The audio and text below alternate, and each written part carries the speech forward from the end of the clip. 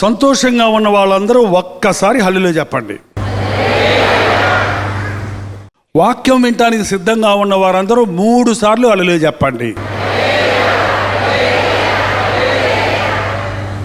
Bible ఉన్న వాళ్ళందరూ 7 సార్లు హల్లెలూయా చెప్పండి.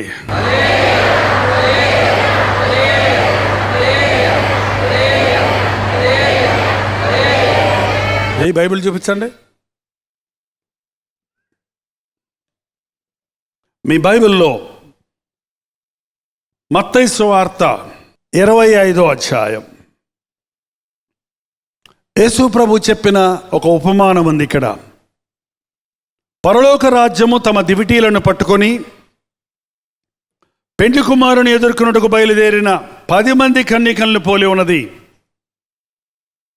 వీరిలో 5 బుద్ధి లేనివారు, 5 బుద్ధి గలవారు.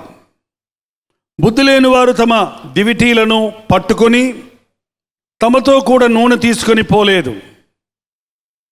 బుద్ధి గలవారు తమ దివిటీలు పట్టుకొని తమతో కూడా సిద్ధెలలో కూడా నూనె తీసుకొని పోయిరి.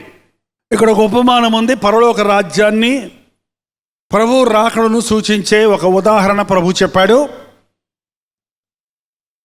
పరలోక రాజ్యము తమ దివిటీలను పట్టుకొని పెండ్లి కుమారుని ఎదుర్కొనుటకు బయలుదేరిన 10 మంది కన్యకలను పోలే ఉన్నది.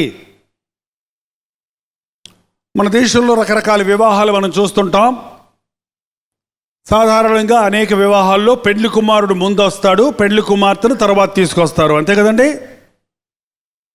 కానీ ఆనాటి యూదుల సాంప్రదాయ ప్రకారము పెళ్లికి సిద్ధపడ్డ వారందరూ సిద్ధంగా ఉన్న తర్వాత పెళ్లి కుమారుడు చివరగా వస్తాడు, అకస్మాత్తుగా వస్తాడు. పెళ్లి కుమారుడు వచ్చిన తర్వాతనే అందరూ విందులోకి వెళ్ళిపోతారు, తలుపులు వేయబడతాయి. ఆ విషయాన్ని ఉదాహరణకు తీసుకొని ప్రభు ఒక పాఠాన్ని నేర్పిస్తున్నాడు. పెళ్లి కుమారుని ఎదుర్కోవడానికి 10 మంది కన్యకలు బయలుదేరారు. 10 మంది కన్యకలే. 10 మంది చేతుల్లోనూ దివిటీలు ఉన్నాయి. కానీ వీరిలో 5 బుద్ధి గలవారు, 5 బుద్ధి లేనివారు. పైకి చూస్తానికి అందరూ ఒకలాగానే ఉన్నారు. ఎక్కడికి వెళ్తున్నావు అంటే పెళ్లి కుమారుడి దగ్గరికి వెళ్తున్నామన్నారు. ఎవరు అంటే కన్యకలే. ఏంటి మీ చేతుల్లో అంటే దివిటీలే.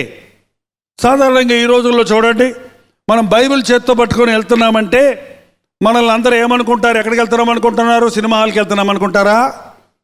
అందుకని క్రైస్తవుడి చేతుల్లో బైబిల్ ఉండాలి. భక్త్ సింగారయ్య గారు నేర్పించారు, ప్రతి క్రైస్తవుడి చేతుల్లో బైబిల్ ఉండాలి. సాధు సుదర్శన్ అనే భక్తుడు అన్నాడు, బైబిల్ పఠనము ప్రార్థన లేనివాడు భక్తిలో పైకి ఎగరలేడు. బైబిల్ పఠనము ప్రార్థన అనేవి 2 రెక్కలు లాంటివి. ఒక పక్షి పైకి ఎగరాలంటే 2 రెక్కలు ఉన్నట్టు ప్రార్థన, బైబిలు పఠించి ధ్యానించి ప్రార్థించే వారు ఆధ్యాత్మిక ఉన్నత స్థాయికి ఎదగబడతారు అని. ఈ రోజుల్లో మనం అందరం క్రైస్తవులమనే పిలువబడుతున్నాం. అసలు మన లోకంలో క్రైస్తవుడు ఎవడో, నిజ క్రైస్తవుడు ఎవడో తెలియటం లేదు. చర్చికి వెళ్ళే వాళ్ళందరూ క్రైస్తవులు అంటానికి లేదు, బైబిల్ పట్టుకునే వాళ్ళందరూ భక్తులు అంటానికి లేదు. దేవునికి కుమారులు కుమార్తెలు ఉన్నారండి. మనవలు మనవరాళ్ళు ఉన్నారా? మా నాన్న యేసుప్రభుని నమ్ముకుంటే ఆయన దేవుని కుమారుడు అయ్యాడు. నేను యేసుప్రభుని నమ్ముకుంటే నేను దేవునికి మనవడిని అయ్యానా? నేను దేవుని కుమారుడు. నా కుమారుడు యేసుప్రభుని నమ్ముకుంటే దేవుడికి ముని మనవడు అయ్యాడా? ఆయన దేవుని కుమారుడే. వ్యక్తిగతంగా యేసుక్రీస్తుని రక్షకుడిగా అంగీకరించబడిన వాడే క్రైస్తవుడు. కానీ ఇది కులంతో వచ్చేది కాదు, వంశపారంపర్యంగా వచ్చేది కానే కాదు.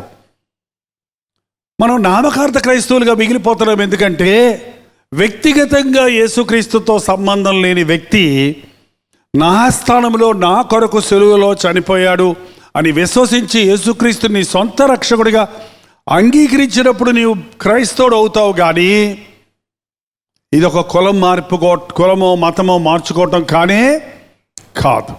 పైకి భక్తి గల వారి వల్ల ఉండి దాన్ని శక్తిని ఆశ్రయించని వారిగా ఈ రోజున దేవుని బిడలని చెప్పుకునే వాళ్ళు ఉన్నారు. ప్రభువు రాకడ సమయంలో అసలు సంగతి బయటపడద్దండి. పొలం యజమాని అన్నాడు, మనం మంచి గోధుమలే వేశాం కదా. పనివారు అన్నారు, గురుగులు ఎలా వచ్చాయి? గురుగు అంటే గోధుమ గింజలాగే ఉంటుంది, కానీ లోపల ఏముండదు, గింజ ఉండదు, సత్తు ఉండదు, పైకి చూడటానికి ఒకలాగే ఉంటాయి.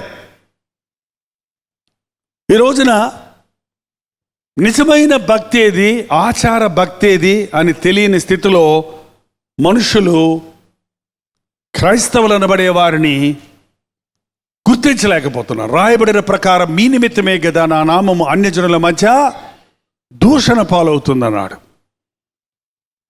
10 మందివి చర్చికే వస్తున్నాం, 10 మందివి బాప్తిసం తీసుకున్నాం అంటున్నాం, 10 మందివి క్రైస్తవులం అంటున్నాం, 10 మందివి యేసుప్రభువే నా దేవుడు అంటున్నాం. కానీ ఇందులో 5 బుద్ధి గలవారు, 5 బుద్ధి లేనివారు. పైకి ఉన్న యూనిఫామ్ ఒకేలాగా ఉంది, కానీ అంతరంగంలో ఉన్న స్వభావం వేరేలాగుంది. మన బుద్ధులు చాలా వ్యత్యాసంగా ఉంటాయి కదండి. మీకు 4 బిడ్డలు ఉంటే 4 బుద్ధులు ఒకలాగా ఉంటాయా? 4 మనస్తత్వం ఒకలాగా ఉంటుందా? 4 ఒకేలాగా ఉంటారా? ఒకడు తొంటరోడుగా ఉంటాడు, ఒకడేమో డల్లుగుంటాడు, ఒకడేమో ఎగిరిగిరి పడతాడు, ఒకడేమో తెలివిగలవాడుగా ఉంటాడు, ఒకడేమో మడ్డుగా ఉంటాడు, ఒకడు కోపం ఎక్కువ, ఒకడు అలకెక్కువ అన్న వ్యత్యాసాలు ఉంటాయి కదా. అలాగే మన జీవితాల్లో కొంచెం బుద్ధిహీనత మన జీవితాలను పాడు చేస్తుంది. 5 బుద్ధి లేని వాళ్ళ గురించి ఒక్కసారి ఆలోచిద్దాం. కీర్తన 53:1 దేవుడు లేడని బుద్ధిహీనుడు తన హృదయంలో దేవుడు లేడు అనేవాడెవడు? ఎవరండి? దేవుడు లేడు అనేవాడెవడు? మరి ఇంత సృష్టిని, దాని చుట్టూ అది తిరుగుతుంది భూమి, మీకు తెలుసా? మనం కూర్చున్న భూమి తిరుగుతూనే ఉంది, మళ్ళీ పోయి సూర్యుడి చుట్టూ తిరిగి వస్తుంది. నువ్వు సోఫా కదలకుండా కూర్చొని ఉన్నావు హాయిగా. కొంచెం స్పీడ్ ఎక్కువైతేనట మనం ఎగిరెగిరి పడతామంట, కొంచెం స్లో అయితేనే మనం అతుక్కుపోతాం, ఇలాగ అతుక్కుపోతాం, నడవలేము, ఇంకెట్టెట్ట నడుస్తాం అనమాట. గుండ్రంగా తిరిగి చూడండి, మీరు గుండ్రంగా తిరిగితే కళ్ళు తిరిగితే చూడండి, అప్పుడు కింద పడిపోతారా? అట్లా ఉంటుంది. కరెక్ట్గా పెట్టాడు దేవుడు. గడియారాలు ఆగిపోతాయేమో కానీ సూర్యుడు ఉదయించడం ఆగుతాడా? వాటి పరిధిలో ప్రతీది చేశాడు. దేవుడు ఉన్నాడు, దేవుడు లేడు అనేవాడు బుద్ధిహీనుడు. మరి మాకెందుకు చెప్తారండి? మేమందరం దేవుడు ఉన్నాడనే కదా, అది యేసుప్రభు అనే కదా ఇక్కడికి వచ్చాము అంటారేమో. మళ్ళీ ఒకసారి ఆ వచనాన్ని చదవండి. దేవుడు లేడని బుద్ధిహీనుడు మైకులో చెప్పడంట, మైకులో చెప్పడు, గట్టిగా చెప్పడు, అందరికీ చెప్పడు. ఎక్కడ అనుకుంటాడంట? హృదయంలో అనుకుంటాడట. బాగా ప్రార్థన చేసి చేసి చేసి 10వ క్లాస్ ఎగ్జామ్స్ రాస్తే ఫెయిల్ అయిపోయావు అనుకో, అప్పుడు ఏమనుకుంటావు మనసులో? హాస్పిటల్లో ఉన్న మీ అమ్మగారి కోసం పాస్టర్ గారులందరికీ ఫోన్ చేసి నువ్వు కూడా ఉపవాసం ఉండి ప్రార్థన చేసిన తర్వాత అమ్మ చనిపోయిందనుకో, ఏమనుకుంటావు మనసులో? మాట్లాడరండి. దేవుడేడి, ఎక్కడున్నాడు? దేవుడుంటే ఎందుకు బతికించలేదు? దేవుడంటే ప్రార్థన ఎందుకు అనలేదు? దేవుడంటే నాకెందుకు ఈ స్థితి అనే అనుభవాలు, అనే సమయాలు మీ జీవితాల్లో వచ్చాయా లేదా? మనసులో అనుమానం వస్తుంటుంది మనకి. దేవుడుంటే నాకేం చేశాడు, నాకేమి ఇచ్చాడు? ప్రార్థన చేసుకొని ఇంటర్వ్యూకి వెళ్ళాను కదా, సెలెక్ట్ అవ్వలేదే. ప్రార్థన చేసుకొని ప్రయత్నించాను కదా, నష్టం వచ్చిందే. చాలాసార్లు మన మనసులో అనుకుంటుంటాం. అది నిజమైన భక్తి కాదు, అది నిజమైన భక్తి కాదు. నువ్వు అనుకున్నవి దేవుడు ఇస్తేనేమో దేవుడు ఉన్నాడని, ఇవ్వకపోతేనేమో దేవుడు లేడు అనుకునేది నిజమైన భక్తా? కాదు. యోబుకి అన్నీ పోయినాయి అండి. అన్నీ ఉన్నప్పుడు యథార్థవంతుడు, చెడుతనములు అసహించుకున్నవాడు, యెహోవా యందు భయభక్తులు గలవాడు. అలాంటి వాడికి పిల్లలందరూ చచ్చిపోయారు, ఆస్తి అంతా పోయింది, రోగం వచ్చేసింది. ఏమన్నాడండి? దేవుడు ఎక్కడ ఉన్నాడు? దేవుడు అన్యాయం చేశాడు అన్నాడా? ఏమన్నాడు? యెహోవా ఇచ్చను, యెహోవా. అది నిజమైన భక్తి. విగ్రహానికి మొక్కకపోతే మిమ్మల్ని అగ్నిగంధకములతో మంటే గుండంలో పడేస్తామన్నారు షద్రకు, మెషకు, అబేద్నెగోల్ని. నువ్వు నిత్యము సేవిస్తున్న మీ దేవుడు మిమ్మల్ని రక్షిస్తాడా అంటే ఏమన్నారండి? రక్షిస్తే సరే, రక్షించకపోతే నువ్వు చెప్పినట్టు వింటావన్నారా? రక్షించినను రక్షించకపోయినను మేము అగ్నిలో మలమల కాలైనా పోతాము కానీ విగ్రహానికి మేము మొక్కమన్నారు. అది నిజమైన భక్తి. అది నిజమైన భక్తి. ఈ రోజున మన భక్తి అంటే ఊడిపోయే భక్త, నిజమైన భక్త? అన్ని స్థితుల్లోనూ దేవుని మీద నమ్మకం ఉంచిన భక్త, లేక నీకు అనుకూలమైన పరిస్థితులు ఉంటే హల్లెలూయా దేవుడు గొప్పవాడు అంటావు. నువ్వు అనుకున్నది జరగకపోతే, చిన్న కష్టం వస్తే, క్రీస్తు నామము నిమిత్తము చిన్న ఆటంకం వస్తే దేవుడు ఏం చేశాడు, దేవుడు ఎక్కడున్నాడు అనే మనసుంటే నువ్వు బుద్ధి లేనుడివే. నీ దగ్గర సరిపడినంత నూనె, విశ్వాసం లేదు, పరిశుద్ధాత్మని సహాయం, అభిషేకం లేదని అర్థం. అక్కడ ఎప్పుడు దేవుడు అనుమానించకండి. ఆయన ఏం చేసినా అది మన మేలుకే కానీ కీడుకు కాదు. మనకు ఉన్నది తీసివేసిన గొప్పది ఇవ్వాలని ఆశపడుతున్నాడు అంతే. నువ్వు అడిగింది దేవుడు ఇవ్వలేదంటే అర్థం ఏంటంటే నువ్వు అడిగి ఊహించని దానికంటే ఎక్కువ నీకు ఇవ్వాలని ఆశపడుతున్నాడు. అది నిజమైన విశ్వాసం. అట్టి విశ్వాసము కలిగి ఉన్నవాడే ప్రభు వచ్చినప్పుడు ఎత్తబడతాడు. దేవుడు లేడు అనేవాడు ఒక బుద్ధిహీనుడు. రెండవది సామెతలు 10:23 చదవండి, సరిపోద్ది. చెడు పనులు చేయుట బుద్ధిహీనునికి ఆటగా ఉంది. చెడ్డ పనులు చేసేవాడు పాపం చేసి మళ్ళీ ఒప్పుకొని, మళ్ళీ చేసి మళ్ళీ ఒప్పుకొని, మళ్ళీ చేసి మళ్ళీ ఒప్పుకునేవాడు బుద్ధిహీనుడు. చాలామంది వాళ్ళ యేసు ప్రభు ప్రేమను ఎక్కువ అనుభవించిన వాళ్ళు, తాము చేసేది తప్పని తెలిసిన వాళ్ళు, యేసు ప్రభు పాపాలు క్షమిస్తాడని మళ్ళీ మళ్ళీ విన్నవాళ్ళు ఇవాళ చేసేది ఏంటంటే మళ్ళీ మళ్ళీ యేసయ్య క్షమిస్తాడు అని చెప్పి మళ్ళీ మళ్ళీ మళ్ళీ తప్పు చేసేవాడు ఏం చేస్తాడు, బుద్ధి లేనివాడు. యేసయ్య క్షమిస్తాడండి, నో డౌట్, ఎన్నిసార్లైనా క్షమిస్తాడు దేవుడు. కానీ ఎరిగి పాపం చేసేవాడు యేసయ్య గాయాలు రేపుతున్నాడు, దేవుని ప్రేమను చులకం చేస్తున్నాడు. తలను కొరివితో గొక్కున్నాడంట ఒకడు. కొరివి అంటే తెలుసు కదండి, మండుతున్న దాంతో తీసుకొని తల గొక్కుంటే ఏమవుద్ది, కాలిపోదు. దేవుని ప్రేమను చులకన చేసి మళ్ళీ మళ్ళీ పాపాలు ఒప్పుకోవటం చేయటం, ఆట ఆడటం. తొడులు ఇచ్చింది అన్నాడంట ఒకడు. అందరూ కర్రలు తీసుకొని వస్తే ఒట్టిదే వరకనే అన్నానంట. మళ్ళీ ఇంకొక తొడులు చూస్తాడంట. మళ్ళీ పరిగెత్తుకొచ్చాడు, వరకనే అన్నాడంట. మూడోసారి నిజంగానే వచ్చింది తోడేలు ఇచ్చేది, నిజంగానే వచ్చాయి. పరా నీకు పని లేకపోతే పోయింది, మాకు పని లేదా అని అవడాలేదంట. కర్రలు తీసుకొని శుభ్రంగా తినిపోయిందంట. ఎట్లాగా ఉంటుందండి పాపాలు మాటి ఒప్పుకొని చేసేవాడికి, దేవుని ప్రేమ అలసైపోయినోడికి చివరికి రక్షణ దొరకదు. అతిక్రమములు చేయువాడు వర్ధిల్లడు, వాటిని ఒప్పుకొని విడిచిపెట్టువాడు. మరల చేయువాడు కనికరం లేదు, విడిచిపెట్టాలి. పాపాలు ఒప్పుకోవటం ముఖ్యం కాదండి, ఆ పాపాన్ని విడిచిపెట్టాలి, లేకపోతే కనికరించబడవు.